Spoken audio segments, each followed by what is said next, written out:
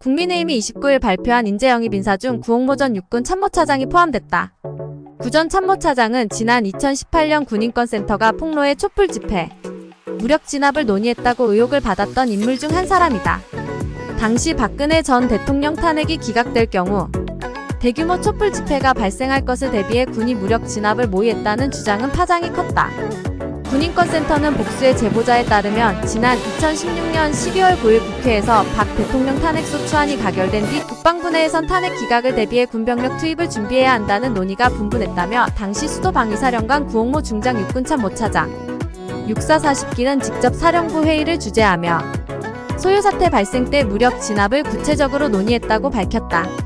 구 전 차장이 수도방위사령관으로 재직하던 시절인 2016년 11월 수방사는 청와대 시위집회 대비계획이란 문건을 작성했다는 의혹을 받았다.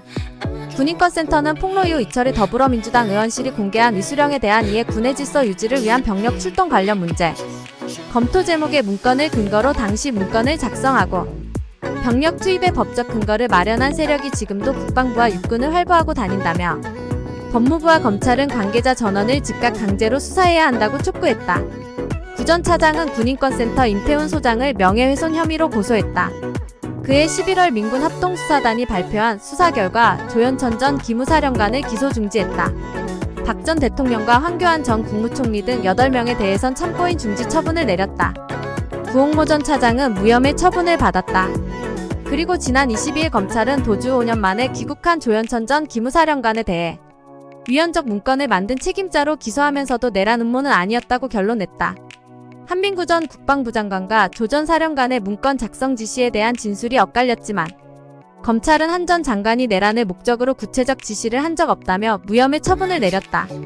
국민의힘은 구 전 참모차장에 대해 육군사관학교 40기로 인간하여 30여 년간 국가를 위해 헌신하였으며 수도방위사령부 사령관 제7보병 사단장 합동참모본부 작전부장 및 합동작전과장 등을 역임하며 보병 작전 분야의 전문가로 인정받으신 분이라며 향후 투철한 안보관과 군인정신을 바탕으로 대한민국의 튼튼한 안보정책 수립에 큰 도움을 주실 것으로 기대하며 국민인재로 모셨다고 밝혔다. 김영남 군인권센터 사무국장은 29일 통화에서 조현천 전 기무사령관 수사 결과 불기소 내란 음모, 직권남용은 기소 결정서를 보면 2016년 11월 첫째 주 대규모 촛불 집회가 발생하자 시위대가 청와대 근처에 오거나 경내 진입하면 수방사가 출동해 군 진압을 한다는 내용을 작성 보고한 것으로 나온다고 말했다.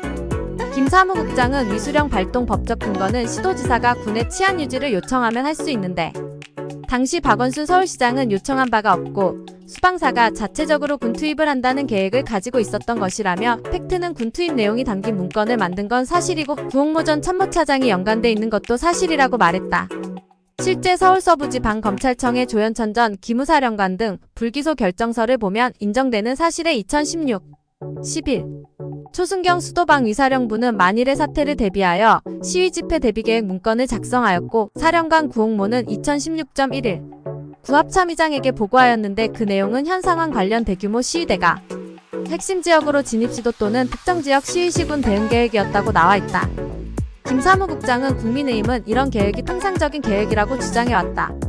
그리고 구 전 참모차장을 인재로 영입한 걸라며 조현천 전 기무사령관 수사자료를 보면 반헌법적 문건을 작성하고 거기에 국회의원까지 체포하는 내용이 포함돼 있는데 이를 두둔하는 꼴이라고 비판했다.